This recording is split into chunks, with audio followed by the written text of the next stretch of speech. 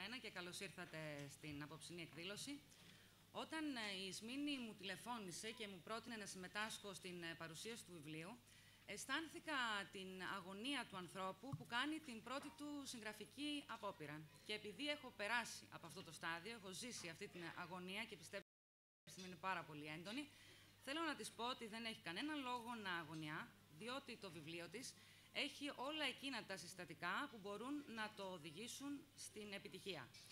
Είναι ένα βιβλίο το οποίο διαβάζεται πάρα πολύ ευχάριστα. Το τελείωσα μέσα σε ένα Σαββατοκύριακο και ομολογώ ότι δεν το έκανα από υποχρέωση και εν μέσω άλλων υποχρεώσεων που είχα. Κατάφερα να το τελειώσω γιατί με κράτησε. Ήθελα να δω τι θα συμβεί παρακάτω, στο επόμενο κεφάλαιο, στην ιστορία της ηρωίδας του βιβλίου της Ιόλης. Ήταν πολύ καλογραμμένο, είναι πολύ καλογραμμένο και είναι γραμμένο με πραγματικά πολύ χιούμορ. Βεβαίως, επειδή κινούμε ηλικιακά στα ίδια επίπεδα με την Ιόλη Ισμήνη μου, θέλω να πω ότι βρήκα μέσα σε αυτό το βιβλίο και πολλά στοιχεία της δικής μου καθημερινότητας.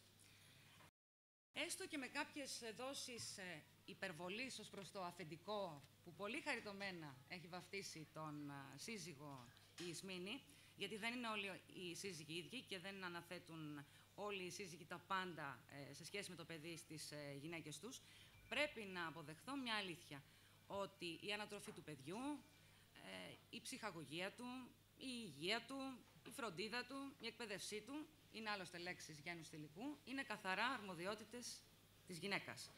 Και η καριέρα είναι κατά κύριο λόγο γένους αρσενικού, γιατί πάντα η γυναίκα είναι εκείνη που θα κάνει ένα βήμα πίσω στις προσωπικές της ανάγκες, στις προσωπικές της απαιτήσεις, σε αυτά που εκείνη θέλει για να περάσει καλύτερα την καθημερινότητά της, προκειμένου να ανταπεξέλθει στις μεγάλες απαιτήσεις της καθημερινότητάς της.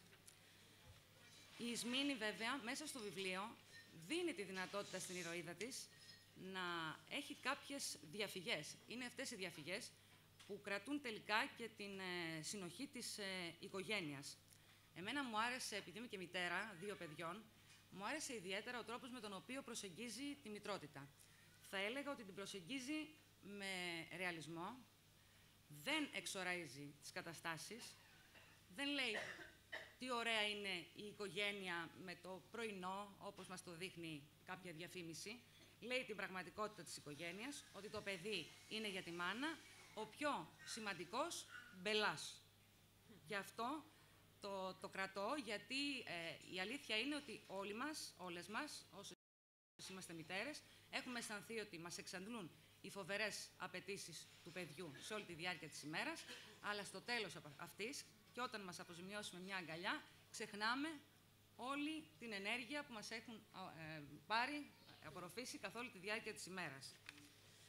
Ευρηματικός είναι και ο τίτλος του βιβλίου, γιατί αγγίζει λίγο και το shopping therapy, που λίγο πολύ σε καλύτερες εποχές, προηγούμενα έτη, με μεγαλύτερη οικονομική άνεση, το ζήσαμε όλες μας μέσα στην ματαιοδοξία μας, να κρεμάσουμε μια επώνυμη τσάντα στον ώμο μας και περνάει στην απλότητα της ζωής, στο ταγάρι. Μόνο που δεν είναι για την ηρωίδα του βιβλίου και για την Ισμήνη που την έχει εμπνευστεί μια επιλογή αναγκαία, αλλά είναι μια συνειδητή επιλογή. Και είναι μια συνειδητή επιλογή που έρχεται σε μια στιγμή να αλλάξει και τη ζωή της και τη σχέση της. Δίνει δηλαδή, μέσα από αυτό τον τρόπο, δηλαδή πιάνει την ανεργία, πιάνει την εργασιακή ανατροπή, την κατάρρευση της επιχείρησης του συζύγου, η οποία δίνει όμως άλλες διεξόδους στην οικογένεια, αποκαλύπτει κρυμμένες δυνάμεις. Δίνει μια διέξοδο στο αδιέξοδο. Στο αδιέξοδο πολλές οικογένειες βιώνουν σήμερα.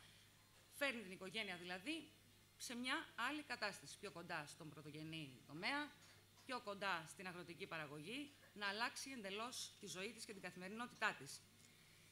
Η Ισμήνη μέσα στο βιβλίο θίγει τη φιλία, μέσα στην πραγματική της διάσταση και την διάρκεια της μέσα στο χρόνο, την αλήθεια της φιλίας, θίγει εκείνο τον έρωτα που μας οδηγεί στα σκαλιά της Εκκλησίας ανυποψίας τους για αυτό που θα ακολουθήσει, που είναι η ρουτίνα, η οποία είναι κάτι που δεν μπορεί να αποφύγει κανείς, είναι αυτό που λέμε συμβαίνει και στις καλύτερες οικογένειες. Θίγει όμως και το φλερτ. Αυτό που έρχεται να ταράξει τα ήρεμα και πολλές φορές λιμνάζοντα ύδατα ενός γάμου. Είτε συμβεί στον άντρα, είτε συμβεί στη γυναίκα, είτε συμβεί στο σύζυγο, είτε συμβεί στη σύζυγο. Το θίγει όμως με πάρα πολύ λεπτό τρόπο, κρατώντας ψηλά την αξία της οικογένειας. Έρχεται λοιπόν αυτή η επαγγελματική ανατροπή και δίνει στην οικογένεια μία διέξοδο. Σε κάποια δηλαδή στιγμή που η σχέση βαλτώνει, της δίνει αυτή τη δυναμική με μία μορφή επανεκκίνησης που νομίζω ότι στα μισά του ο γάμος, δηλαδή μετά από 10-15 χρόνια, πάντα την έχει ανάγκη. Για μένα το βιβλίο της Ισμήνης είναι ένα ανάγνωσμα που έχει στοιχεία ψυχοθεραπείας για την γυναίκα, μητέρα ή μη, και νομίζω ότι είναι ένα χρήσιμο ανάγνωσμα και για τον άνδρα, είτε είναι σύζυγος είτε όχι, αρκεί να εκτιμήσει το χιούμορ του και να ανακαλύψει μέσα από αυτό τις μύχιες σκέψεις μιας γυναίκας, της συντρόφου του, για να μπορέσει να διορθώσει, ας πούμε, τα κακό κείμενα. Θα μείνω σε αυτά, δεν θα σας κουράσω περισσότερο. Σας εύχομαι καλή ανάγνωση και στην Ισμήνη καλοτάξτε το βιβλίο της.